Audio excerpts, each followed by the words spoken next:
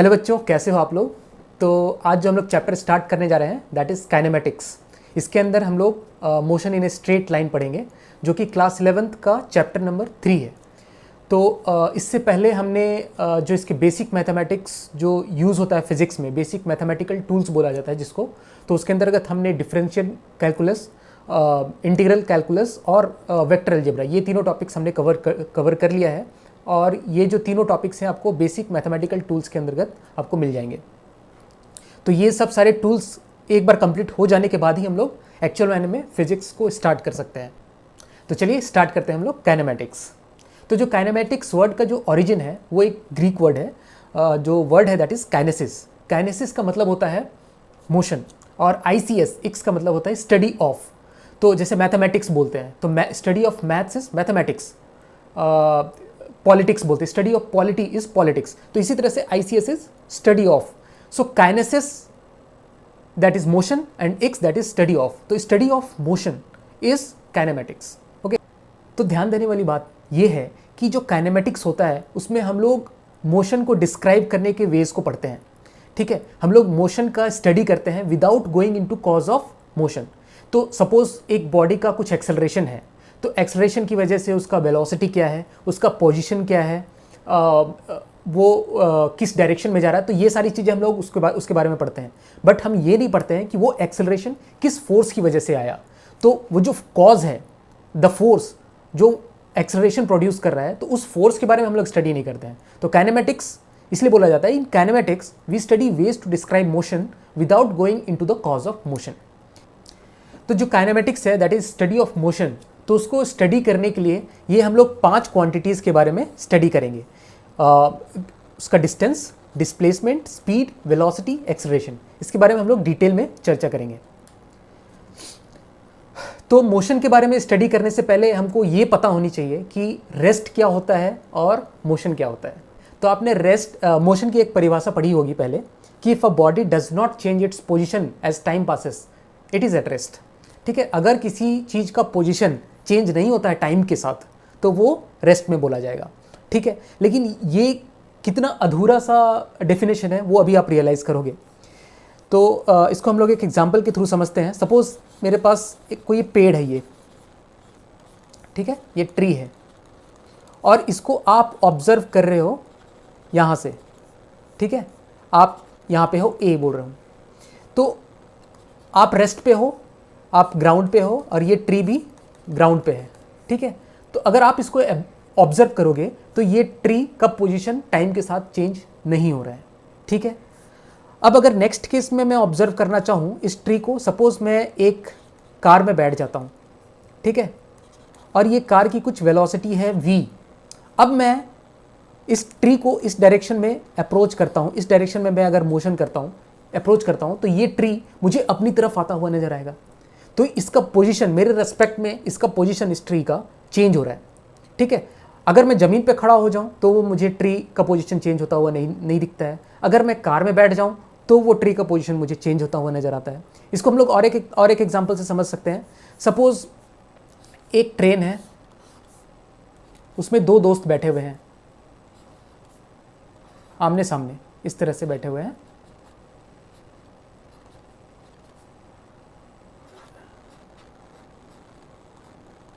ठीक है, ये A है, ये B है, और ये ट्रेन है, और ये ट्रेन मूव कर रहा है वेलोसिटी v से। ठीक है, अब A के रेस्पेक्ट में B, मतलब दोनों अगर बैठे हुए हैं तो A के रेस्पेक्ट में B और B के रेस्पेक्ट में A रेस्ट पे है, उन दोनों का पोजीशन चेंज नहीं हो रहा है। लेकिन वहीं एक बंदा कोई अगर ज़मीन पे खड़ा हुआ है, ग्राउंड पे कोई खड़ा होके उन दोनों को ऑब्जर्व कर रहा है, तो दोनों का मोशन, दोनों का पोजीशन जो है वो चेंज हो रहा है v के साथ, क्योंकि ट्रेन की वेलोसिटी v है। ठीक है, और एक एग्जांपल देख लो। सपोज कोई बंदा यहाँ पे अर्थ के ऊपर इस तरह से खड़ा हुआ है, 2 बंदे हैं A और B। ठीक है, तो एक दूसरे के रेस्पेक्ट में A और B एक दूसरे के रेस्पेक्ट में रेस्ट पे हैं। ठीक है, अर्थ में इस तरह से खड़े हुए हैं, ये अर्थ है समझ लो। तो अगर मैं बोलूँ कि अगर मैं मून से इन दोनों को ऑब्जर्व करूँ, मून से अगर मैं इन दोनों को ऑब्जर्व करता हूँ, ये मून है समझ लो, तो क्योंकि अर्थ खुद मोशन में है तो ये मुझे मून के रेस्पेक्ट में, अर्थ मून के रेस्पेक्ट में ए और बी रेस्ट पे नहीं नजर आएंगे, ये दोनों खुद मोशन में नजर आएंगे। ठीक है, इसको हम लोग इस तरह से विजुअलाइज कर सकते हैं। उस कार में बैठ के चीज़ों को विजुअलाइज कर रहे हो, जैसे ट्री है तो ट्री आपको ये देखो आपको ट्री, सारे ट्रीज जो है वो मोशन में नजर आएंगे, मतलब आपके रेस्पेक्ट में ट्री चलती हुई नजर आपको दिखेगी। तो इन सारे एग्जाम्पल्स के थ्रू ये चीज़ तो काफ़ी क्लियर हो गई कि कोई भी चीज़ जो है वो एब्सोल्यूट रेस्ट या मोशन में नहीं होती है। यहाँ तक कि अर्थ भी खुद घूम रही है, अर्थ भी खुद रेस्ट पे नहीं है, अर्थ भी मोशन में है। तो अगर हम लोग ऐसा बोलें कि जैसे हम लोग बोलते हैं कि beauty lies in the I of the beholder, ठीक है, उसी तरह motion lies in the I of observer. ये डिपेंड करता है कि ऑब्जर्वर कहाँ पे है, उसके रेस्पेक्ट में हम लोग मोशन को डिफाइन करते हैं। ठीक है, तो इसलिए यहाँ पर लिखा हुआ है कि motion is the combined property of object under study and the observer. For example हमने जो ये ट्री वाला केस लिया था, ये हमारा ट्री है और ये बंदा यहाँ पे खड़ा है। ठीक है, तो ये जो चीज़ है ये हमारा अंडर स्टडी है, ये ऑब्जेक्ट हमारा अंडर स्टडी है ट्री, और ये जो बंदा है ये ऑब्जर्वर है। ठीक है, तो मोशन जो है that is combined property of object under study and the observer. ठीक है, अगर यही ऑब्जर्वर एक कार के अंदर होता, ठीक है, ये कार के अंदर अगर ये ऑब्जर्वर होता तो इसके रेस्पेक्ट में ये ट्री मोशन में होता, और अगर वही बंदा खड़ा है ग्राउंड के रेस्पेक्ट में तो उसके रेस्पेक्ट में ये ट्री रेस्ट पे है। तो रेस्ट एंड मोशन जो है वो एक रिलेटिव टर्म है, और जो मोशन होता है that is combined property of object under study and the observer. ठीक है, और there is no meaning of rest or motion without the viewer. हम लोग ऐसा नहीं बोल सकते the tree is at rest. ठीक है, ऐसा हम लोग नहीं बोल सकते क्योंकि अर्थ खुद घूम रहा है, तो हम लोग ऐसा तो नहीं बोल सकते that the tree is at rest. The tree is at rest with respect to ground, और अगर मैं इस बंदे के टर्म्स में बात करूं तो the tree is rest with respect to this observer which is rest with respect to ground. तो हम लोगों को किसके रिस्पेक्ट में हम लोग बात कर रहे हैं, ऐसा बोलेंगे the tree is in motion with respect to the observer inside the car.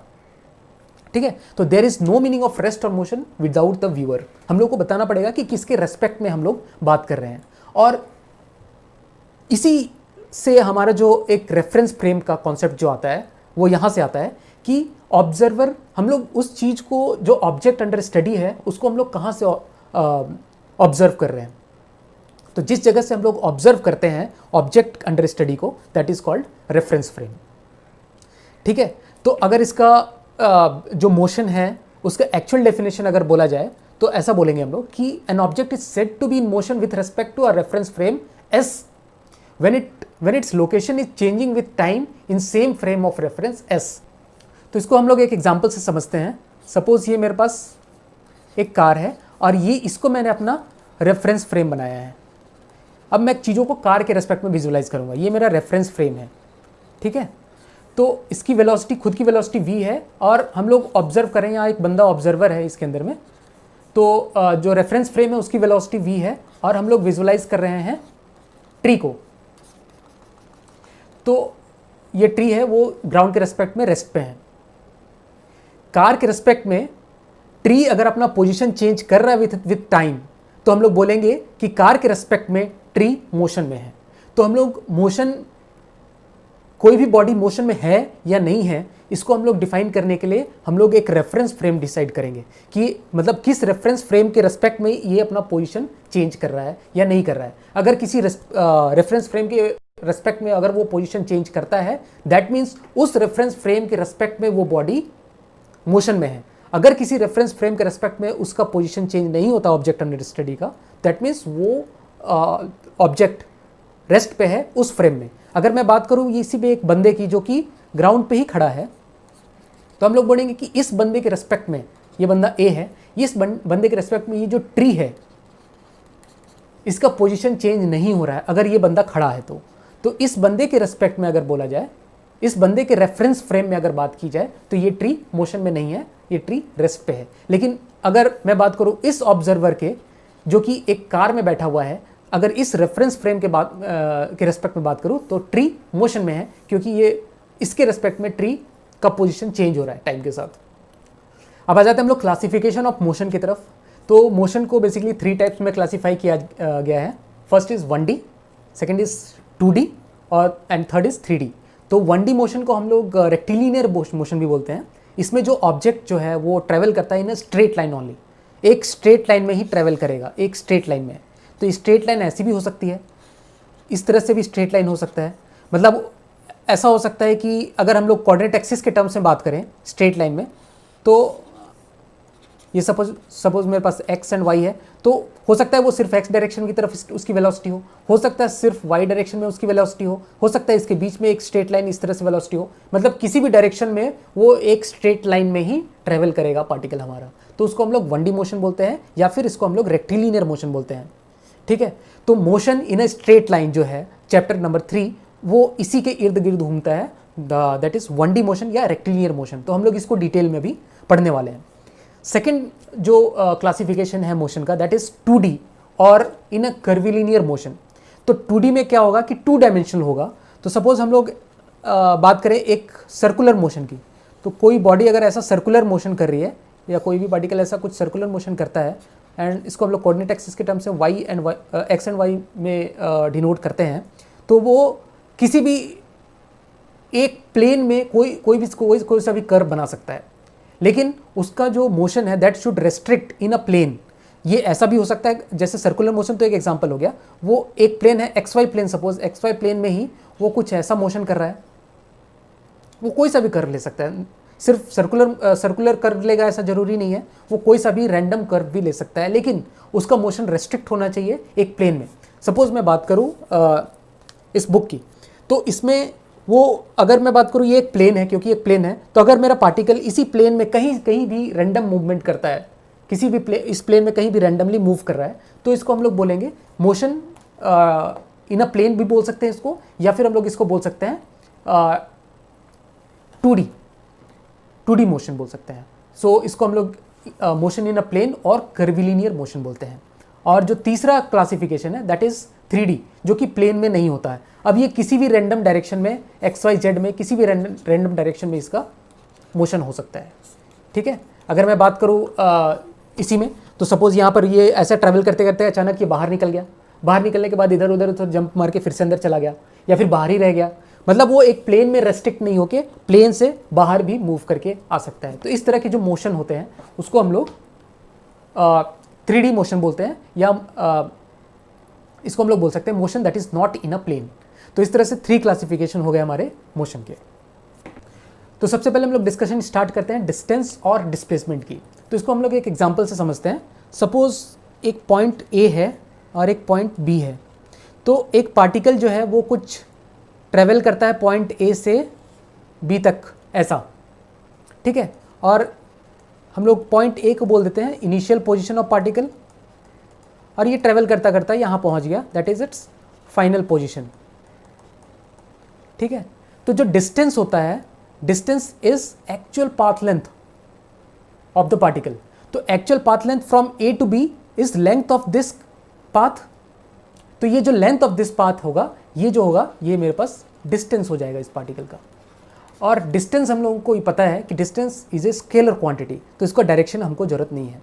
वहीं पे डिस्प्लेसमेंट की अगर हम बात करें तो डिस्प्लेसमेंट एक वेक्टर क्वांटिटी होती है। तो जो डिस्प्लेसमेंट हम लोग अगर बोलेंगे तो A to B, initial position to final position, हम लोग एक स्ट्रेट लाइन ज्वाइन करेंगे। ठीक है, तो ये जो होगा A टू B का जो लेंथ होगा वो डिस्प्लेसमेंट का मैग्नीट्यूड हो जाएगा। ठीक है, इसको हम लोग निकालते हैं displacement equals to final position minus initial position. तो ये तो मैग्नीट्यूड आ गया, मेरे पास डिस्प्लेसमेंट का मैग्नीट्यूड आ गया। लेकिन डिस्प्लेसमेंट का डायरेक्शन क्या होगा, क्योंकि डिस्प्लेसमेंट एक वेक्टर क्वांटिटी है। तो A टू B का ज्वाइन किया हमने, तो A टू B का की तरफ हम लोग जो अगर कुछ एरो बना देते हैं, इनिशियल पोजीशन से फाइनल पोजीशन की तरफ जो एरो डिनोट करेगा वो डिस्प्लेसमेंट का डायरेक्शन हमको शो करता है।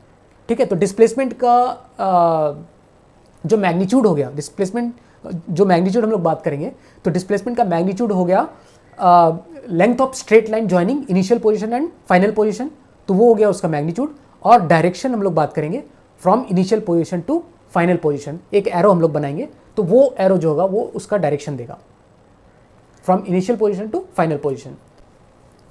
तो डिस्प्लेसमेंट को अगर हम लोग वेक्टर फॉर्म में देखना चाहें तो कुछ इस तरह से होगा।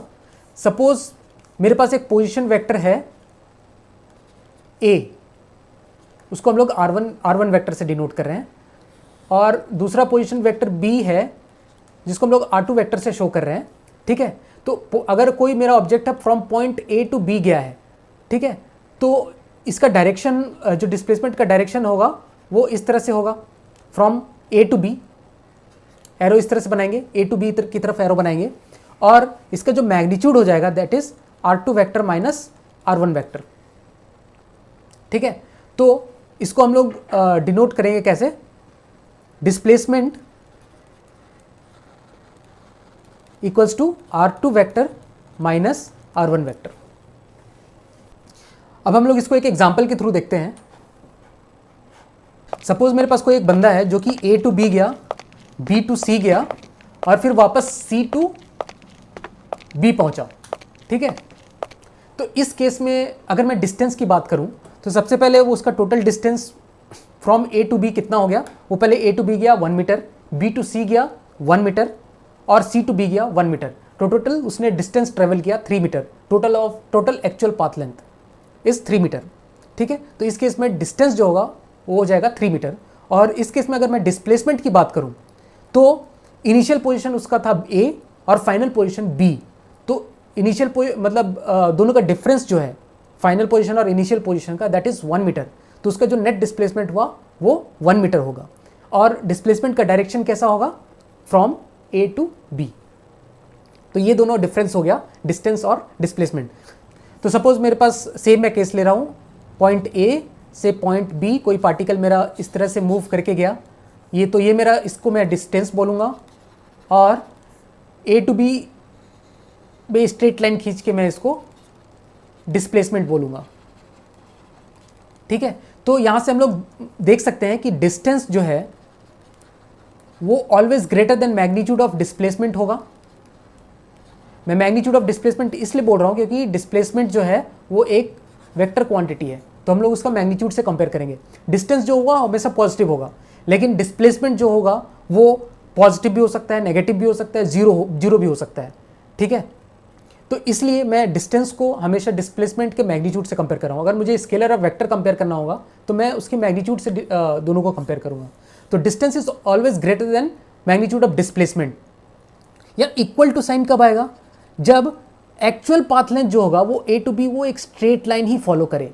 कोई पार्टिकल अगर A टू B इसी लाइन में जाता है, A टू B अगर इसी स्ट्रेट लाइन में A टू B को ज्वाइन करता हुआ स्ट्रेट लाइन में अगर कोई पार्टिकल जाता है, तो उस केस में डिस्टेंस भी यही है और डिस्प्लेसमेंट भी यही है। तो उस केस में डिस्टेंस जो होगा वो इक्वल टू डिस्प्लेसमेंट हो जाएगा, डिस्टेंस इक्वल टू डिस्प्लेसमेंट। तो यहां से हम लोग इन्फर कर सकते हैं कि डिस्टेंस इज ग्रेटर देन और equal to magnitude of displacement, ठीक है। और ये चीज तो क्लियर है कि डिस्टेंस जो होगा वो हमेशा पॉजिटिव होगा। कैसे, सपोज ए ऐसा है कुछ, मान लो इस डायरेक्शन मैंने पॉजिटिव मान रखा है, इस डायरेक्शन को मैंने नेगेटिव मान रखा है, और बी मेरा कुछ इस डायरेक्शन में है, ठीक है। तो ए टू बी ऐसा गया, तो ये जो डिस्टेंस जो होगा वो तो लेंथ होगा, तो लेंथ तो हमेशा पॉजिटिव ही होगा। लेकिन डिस्प्लेसमेंट जो होगा, डिस्प्लेसमेंट का डायरेक्शन देखो, डिस्प्लेसमेंट का डायरेक्शन इस डायरेक्शन में आ गया डिस्प्लेसमेंट, तो डिस्प्लेसमेंट जो होगा इस केस में मेरे पास नेगेटिव होगा।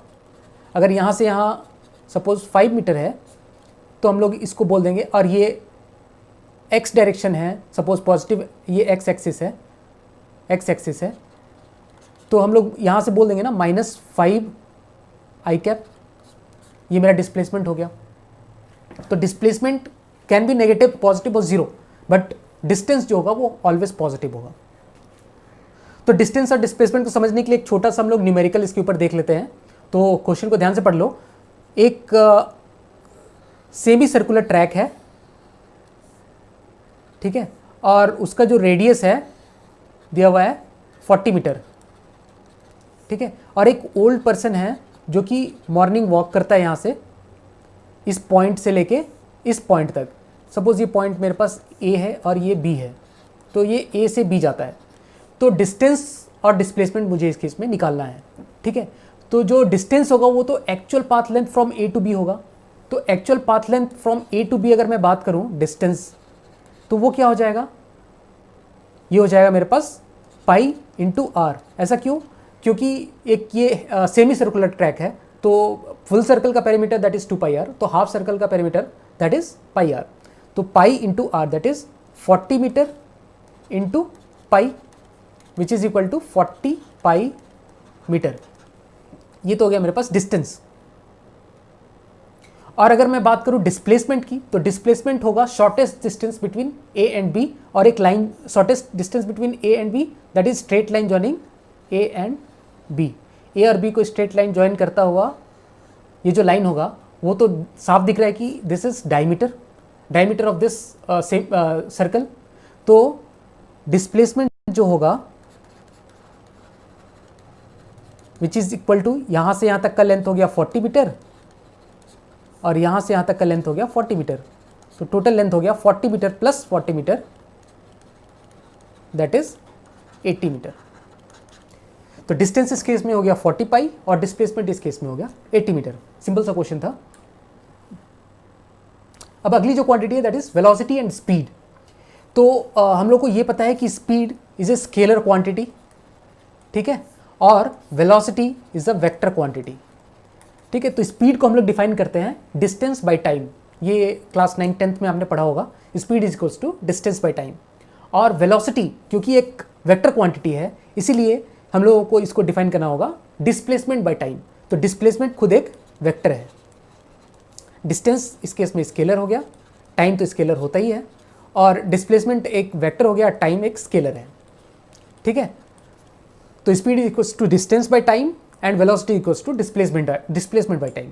अब नेक्स्ट जो क्वांटिटी है that is average speed and average velocity. तो इसको हम लोग बहुत सिंपल सी बात है इस तरह से समझते हैं। सपोज एक पॉइंट बी ए है और एक पॉइंट बी है, और एक जो पार्टिकल है वो इस पाथ को फॉलो करते हुआ ए टू बी पहुंचा, और ये जो टोटल जो लेंथ है इसको सपोज हम लोग बोल देते हैं डेल्टा एक्स, ठीक है।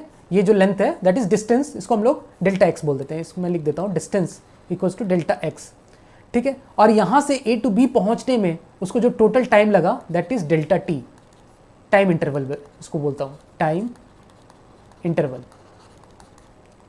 ठीक है। तो टोटल डिस्टेंस जो टोटल पाथ लेंथ उसने डेल्टा एक्स कवर किया, और टोटल टाइम जो उसको लगा time interval that is delta T. अब इस बीच में उसकी बहुत सारी स्पीड रही होगी, कभी वो 50 मीटर पर सेकंड की तरह स्पीड से जा रहा है, कभी वो 50 kmph है, कभी उसका 20 kmph भी हो सकता है, कहीं पर कुछ हो सकता है। तो इससे हमको मतलब नहीं है, हमको मतलब है कि इसने टोटल डिस्टेंस कितना ट्रेवल किया, टोटल डेल्टा एक्स कितना था इसका, और कितने टाइम में उसने ट्रेवल किया। तो मुझे अगर एवरेज स्पीड बोला जाए तो मैं बोल दूंगा delta x by delta T, ये मुझे आ जाएगा इसका average speed. Total distance that is the path length upon total time interval जो ए टू बी इसको पहुंचने में टाइम लगा। अगर मैं एवरेज वेलोसिटी की बात करूं तो एवरेज वेलोसिटी के लिए मुझे डिस्प्लेसमेंट निकालना पड़ेगा ए टू बी। तो ये डिस्प्लेसमेंट मुझे साफ साफ यहाँ से मिल जाएगा, length of straight line joining A to B that is shortest path that is displacement. और ये जो डिस्प्लेसमेंट है, चलो इसको डेल्टा एस अगर मैं बोलता हूँ तो एवरेज वेलोसिटी मैं बोल दूंगा यहाँ से, average velocity is delta s by same time that is delta T. तो उसी पार्टिकल की एवरेज स्पीड जो हो जाएगी वो delta x by delta t हो जाएगी, और average velocity equals to delta s by delta t. और ये दोनों तभी बराबर हो जाएंगे जब वो इसी डायरेक्शन में स्ट्रेट लाइन में अगर वो ट्रैवल करता है ए टू बी, तो ये दोनों क्वांटिटी बराबर हो जाएगी। तो हम लोग कुछ न्यूमेरिकल्स देख लेते हैं, इससे चीज़ें और भी अच्छे से क्लियर हो जाएगी। तो ये जो न्यूमेरिकल है ये मैंने एनसीईआरटी से लिया हुआ है, काफ़ी अच्छा न्यूमेरिकल है। तो एक इसमें बोल रहा है a car is moving along a straight line से ओपी, ये ओपी की तरफ एक कार मूव कर रही है। ये पॉइंट मेरा ओ है और ये पॉइंट मेरा पी है, और ये एक्स एक्सिस है, ये जो है दैट इज़ एक्स एक्सिस, और ये नेगेटिव एक्स एक्सिस है।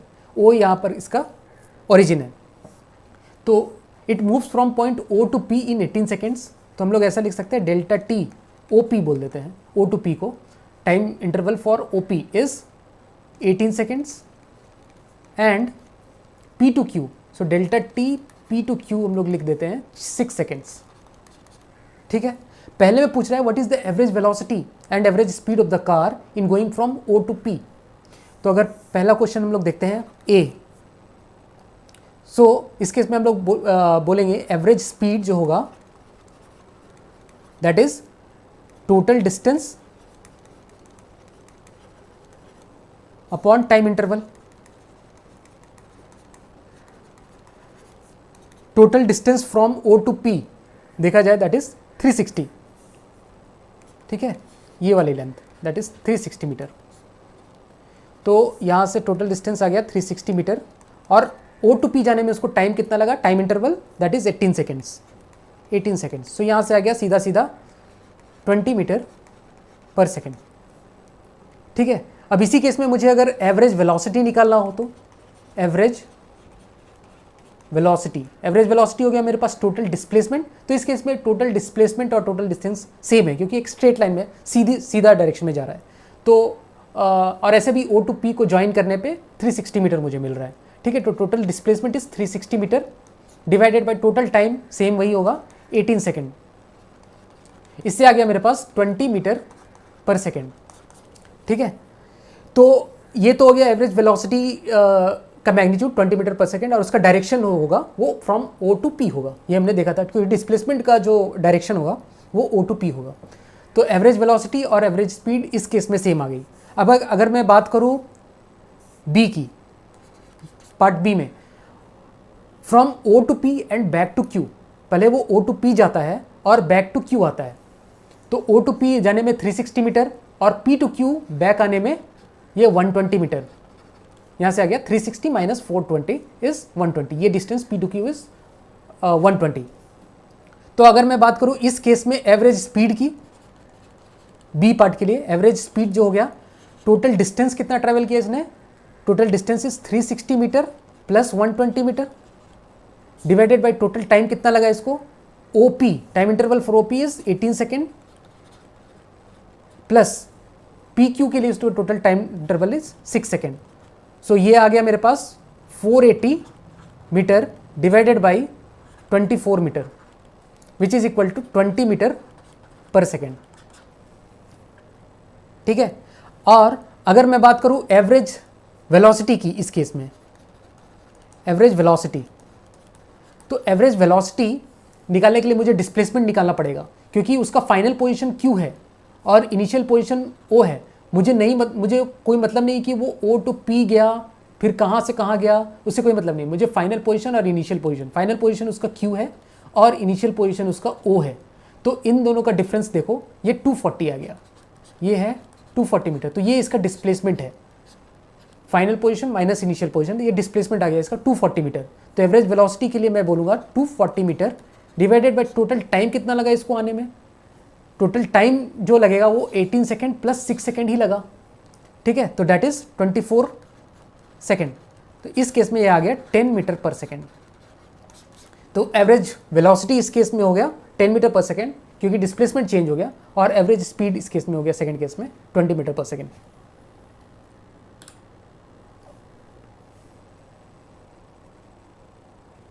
तो यहाँ से हम लोगों को दो इंपॉर्टेंट चीज इससे समझ में आती है इस एग्जाम्पल के थ्रू कि average velocity can be positive, negative और zero, but average speed would be always positive. ठीक है, क्योंकि displacement can be positive, negative और zero, but distance is always positive. तो इसलिए ये पहला केस। ठीक है, and average speed is greater than और equal to magnitude of the velocity. ये भी हमने देखा है कि क्योंकि distance is always greater than और इक्वल टू डिस्प्लेसमेंट। ठीक है, और दोनों इक्वल कब होंगे, जब डिस्टेंस इक्वल्स टू डिस्प्लेसमेंट। तो इस केस में भी average speed is always greater than equal to magnitude of the velocity. तो इसके ऊपर हम लोग कुछ न्यूमेरिकल्स देखते हैं। तो a particle moves along a semi circular path of radius r in time t with a constant speed. ठीक है, for the particle calculate average speed and average velocity. तो एक सेमी सर्कुलर पाथ है जिसका radius है r, ठीक है, और एक पार्टिकल है जो इस पॉइंट से इस पॉइंट तक ट्रेवल करता है इन टाइम, टाइम इंटरवल दिया हुआ है t। ठीक है। तो कैलकुलेट एवरेज स्पीड, तो एवरेज स्पीड तो सिंपल हो जाएगा total distance by time interval.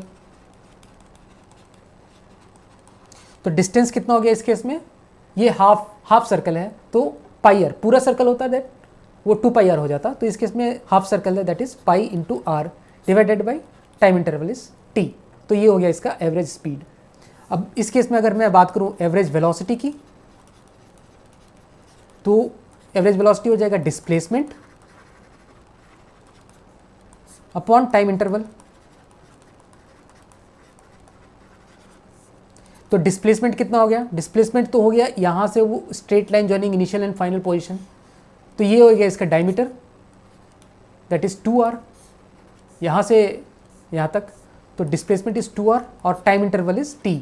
तो ये हो गया इसका average velocity, pi r by t is average speed और 2r by t is average velocity.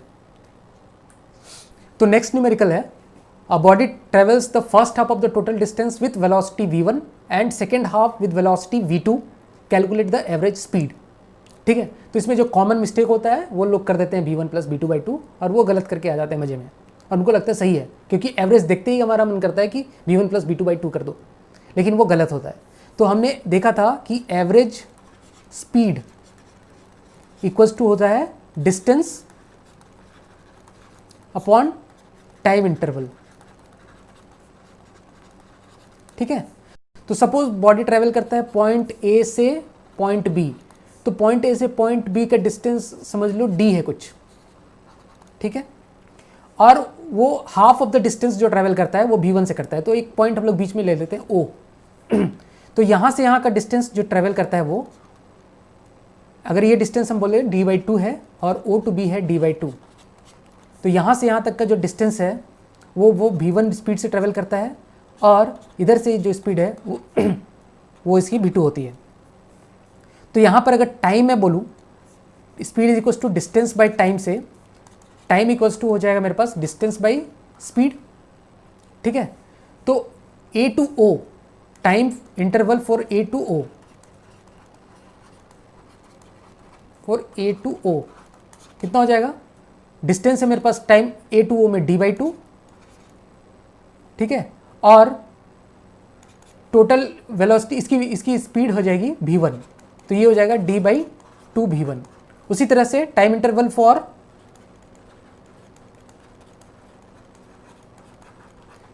o to b is distance is d/2 और स्पीड इज v2, ठीक है, तो ये हो जाएगा d/2 v2।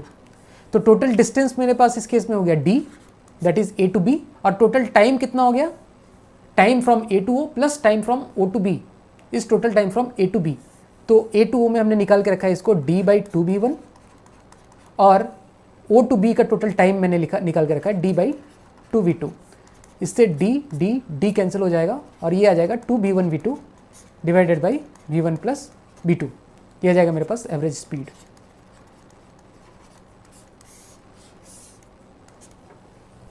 तो नेक्स्ट न्यूमेरिकल इसके ऊपर देख लेते हैं। A man covers a distance with speed v1 and v2 for 2 equal time periods, find average speed.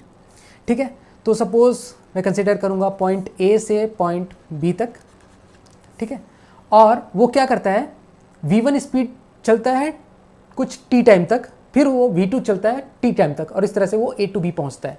तो सपोज ये यहाँ से यहाँ तक कुछ डिस्टेंस ट्रेवल किया होगा, या यहाँ से यहाँ तक इसकी वेलोसिटी v1 और यहाँ से यहाँ तक इसकी टाइम है t1, इस पॉइंट तक o पॉइंट तक, और o to b वो ट्रैवल करता है v2 स्पीड से, और यहाँ से यहाँ तक वो टाइम लेता है t। ये t और ये t बराबर है क्योंकि फॉर 2 इक्वल टाइम पीरियड्स ऐसा बोला गया है। तो बोला है फाइंड एवरेज स्पीड, तो हम लोग सेम वही चीज़ लगाएंगे, average speed equals to distance travelled divided by time interval. तो डिस्टेंस अगर देखा जाए फ्रॉम ए टू ओ क्या हो जाएगा, फिर वही speed equals to distance by time से distance equals to speed into time हो गया। तो फ्रॉम ए टू ओ में मेरा टोटल डिस्टेंस कितना हो जाएगा, speed v1 into time t, v1 into time हो गया मेरे पास AO का डिस्टेंस, ठीक है। उसी तरह प्लस अब OB का डिस्टेंस कितना हो जाएगा, OB का डिस्टेंस हो जाएगा मेरे पास V2 इंटू टी, ठीक है, इस फॉर्मूले से। और टाइम इंटरवल कितना है, यहाँ से यहाँ तक T है, A टू OT है और O टू B T है, तो total time interval is 2T। तो यहाँ से T कैंसिल हो जाएगा, ये हो जाएगा V1 प्लस V2/2। तो इस केस में एवरेज स्पीड हो गई V1 प्लस V2/2। तो नेक्स्ट जो न्यूमेरिकल है उसमें बोल रहा है कि Ram travels from A to B at V1 speed and returns from B to A at V2 speed, calculate the average speed. बहुत सिंपल सा क्वेश्चन है। ये सपोज A है और ये पॉइंट B है, तो A टू B उसकी स्पीड है इस डायरेक्शन में V1, और B टू A जब आता है तो उसकी स्पीड रहती है V2। तो उसकी एवरेज स्पीड बतानी है मुझे। तो सपोज ये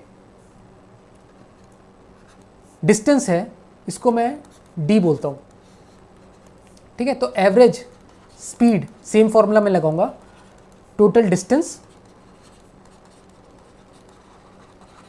अपॉन टाइम इंटरवल, ठीक है। तो इस केस में डिस्टेंस क्या हो गया, पहले तो A टू B गया प्लस वो वापस B टू A आया, ठीक है, upon total time A to B में total time delta T from A to B plus delta T from B to A, ठीक है। अब A to B distance is D और B to A distance is also D, ठीक है। और delta T from A to B, यहाँ से हम लोग लगाएंगे speed is equals to distance by time. तो टाइम कितना हो गया मेरे पास, डिस्टेंस बाई स्पीड।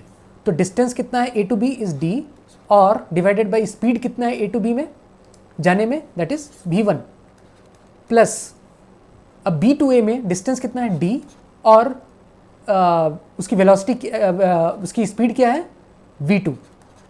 तो ये हो जाएगा 2D upon D by V1 plus D by V2। यहाँ से D कैंसिल आउट हो गया, अब ये आ गया 2V1 V2 divided by V1 plus V2, ठीक है। तो इसके आगे की बात हम लोग नेक्स्ट लेक्चर में करेंगे। Thank you.